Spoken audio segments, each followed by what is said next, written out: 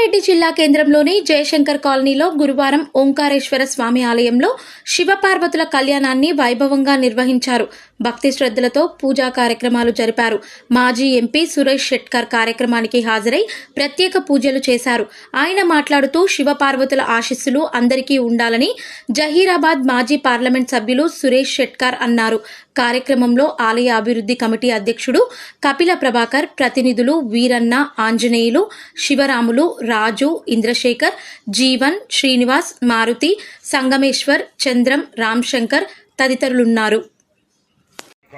స్వామి దేవాలయ 2వ వార్షికోత్సవం సందర్భంగా మీకందరికీ హృదయపూర్వక దేవుని ఆశీస్సులు ఉండాలని, ఎందుకంటే గత 2 సంవత్సరాల కింద పెద్ద ఎత్తున మన కామాడి పట్టణంలోనే కానీ చుట్టుపక్కల గ్రామంలో వీరశైవులే కాకుండా మిగతా అందరూ కూడా అందరి సహకారంతో ఒక మంచి దేవాలయ నిర్మాణం జరిగింది. సందర్భంగా ఇక్కడ వచ్చి పాల్గొనడం జరిగింది. అది 2వ వార్షికోత్సవం.